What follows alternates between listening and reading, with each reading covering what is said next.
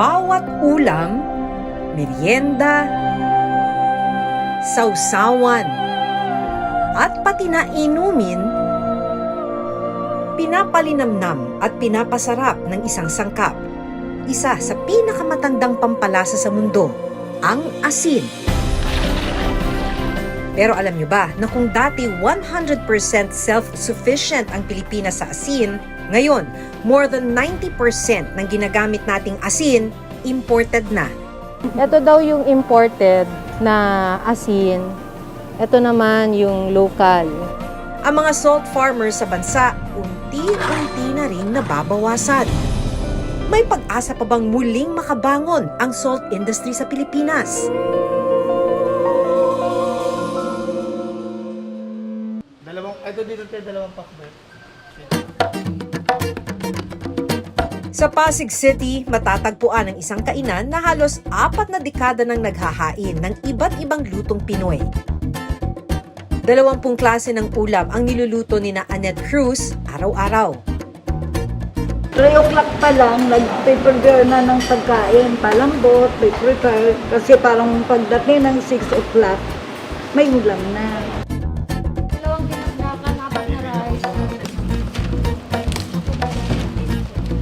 Binabalik-balikan daw ng mga customer ang kanilang lutong ulam. Nag-umisa ako ng sandok 9 o 9:15. Hanggang ngayon, kaya sabi ko kanina, asan na sila? Ang daming ulam. Wala raw silang ginagamit na sikretong pampalasa, pero hindi raw pwedeng mawala sa kanilang kusina ang rock salt. Alam mo ang sikreto na rock salt ang ginagamit namin. Since na kami nag-umpisa dito, yun ang ginagamit. Ang kanilang cook na si Flor de Liza Lagrio na 3 dekada na rito, tansyado na raw ang paglalagay ng asin at na-master na ang pagtitimpla ng bawat putahe. Kapag asin na rock salt, parang natural yung lasa. Mas masarap talaga kaysa iba-ibang ilagay pa naman.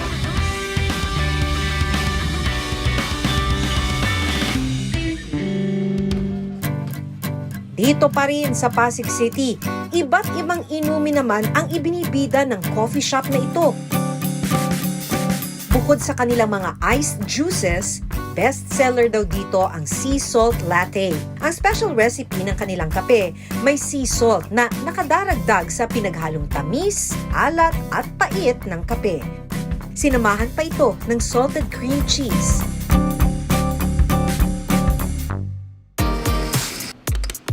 Bali po, ang gagawin po natin today is yung best seller po ng Brewed Specialty Coffee, yung sea salt latte po. Ang nagpapasarap sa sea salt latte is yung salted cream cheese natin.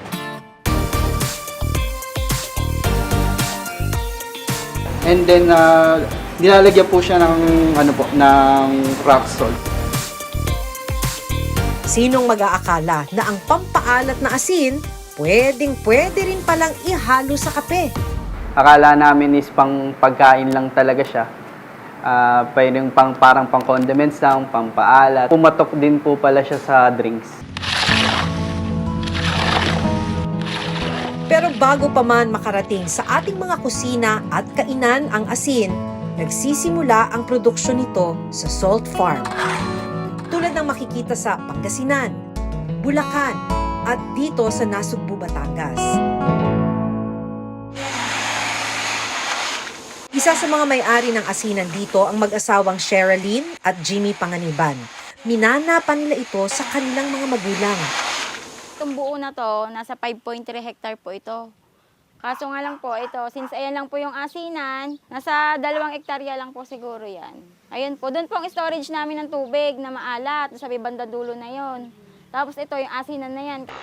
Ito yung tisa, ganito yung nakalagay doon sa may ilalim niyan. Dito nabubuo yung asin mismo. Makikita mo nandiyan siya sa ibabaw, nagbubuo-buo na siya dito. Magiging asin na siya, kakayurin na siya namin.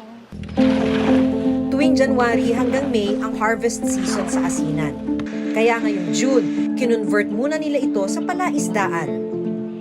Dahil nagsisimula na ang tag-ulan, inani na nila ang mga asin. Dito sa kanilang bodega, nakatago ang kanilang inaning asin. asin talaga natin. Bilis siya matunaw, hindi yan katulad nung iodized. Gusto nga nila dito binibili yung asin na to. Ibinibenta nila ito sa iba't ibang bayan at palengke sa Batangas. 350 to 380 pesos kada sako ang benta nila rito. Karaniwang kumukuha raw sa kanila ang mga gumagawa ng bagoong at tuyo. Malaking tulong raw sa pamilya nila ang asinan. Kaya raw nilang kumita ng hindi bababa sa 100,000 piso tuwing harvest season ng asin. Marami din naman kami napupunta. Tsaka yung mga pangangailangan ng mga anak ko talaga, nabibigay namin. Kasi kahit na ganun lang yung negosyo namin, nilalang nila yung asin, pero hindi nila alam. Maganda rin yun sa namin, sa pamumuhay namin.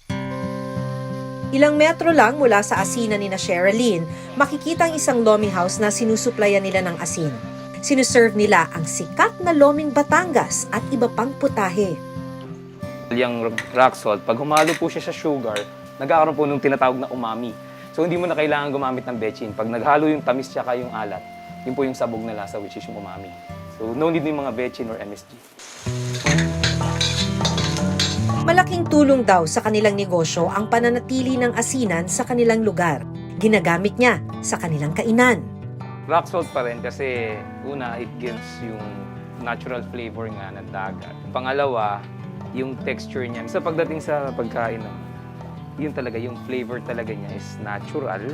Tapos yung alat talaga is balanced. Wala siyang ibang halong parang off na taste like chemical or something. Dito sa Pilipinas, ang mga probinsya ng Pangasinan, Cavite, Bulacan at Mindoro ang mga pangunahing pinagkukunan ng asin o rock salt. Pero ang nakapagtataka, ang ilang asin sa merkado, imported na.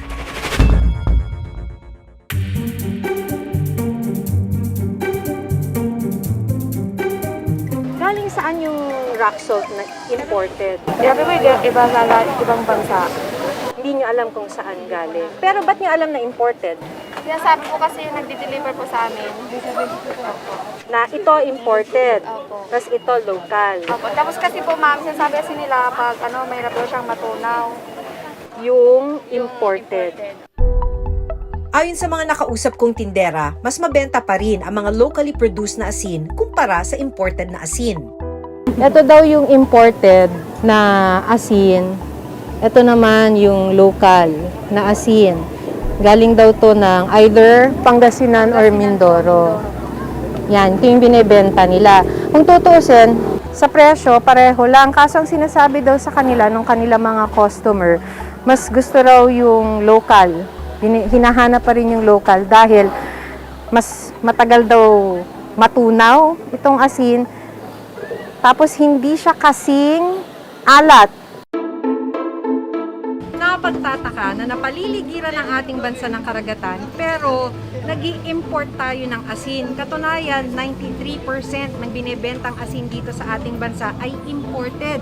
7% na lamang ang asin na locally produced. Paano nga ba ito nangyari? Taong 1995, isinabatas ang Republic Act 8172 o ang Asin Law. Nakasaad sa batas na dapat lagyan ng iodine ang asin para maging iodized salt bago ito ilabas o ibenta sa merkado. Mas mabuti raw kasi sa kalusugan ng iodized salt at makaiiwas pa sa iba't ibang uri ng sakit tulad ng goiter.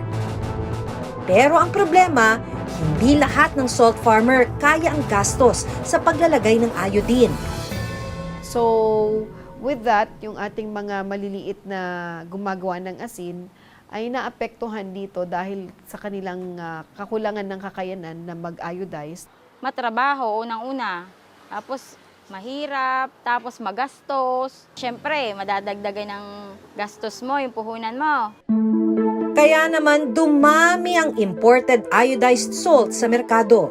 Over the years, dahil hindi lang ginagamit ang asin for our home consumption, lumalaki ang pangangailangan, gayon pa man, hindi sapat ang produksyon, kaya tayo ay nag-i-import ng asin sa kasalukuyan. Nakasaad sa Asin Law na dapat tulungan ng gobyerno ang mga salt farmer na gawing iodized ang ani nilang asin. Ang tanong, nagagawa ba ito? Problema kasi sa asin, no? Wala talagang department o government agency na humahawak nito. Wala kasi siyang sektor na pupuntahan.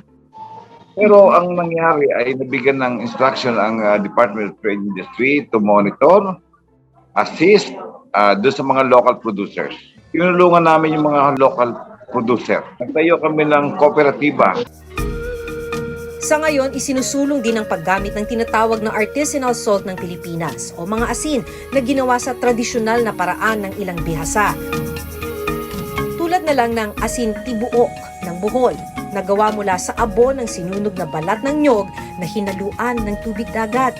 Tultol o salt block ng Guimaras na galing din sa tubig dagat na sinala o idinaan sa abo ng mga sanga ng puno. Nilalagyan din ito ng gata ng nyog. Budbud salt ng mga Hiligaynon na galing din sa tubig dagat. At ang asin sa buyo ng Zambales na galing din sa tubig dagat at ibinalot sa palm leaves.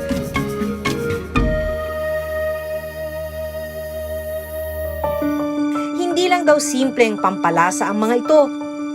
Bahagi na ang mga asing ito ng ating kultura. Madalas sinasabi natin, inaalat kapag tayo ay minamalas. Pero ang alat na mula sa asin, swerte para sa ilang nakilala naming negosyo. Hindi kumpleto ang ating hapag kung wala ang mahalagang sangkap na ito, kaya dapat lang na masuportahan ang mga nagpapagod, makagawa lang ng asin. Ako si Maki Pulido at ito ang Reporter's Notebook.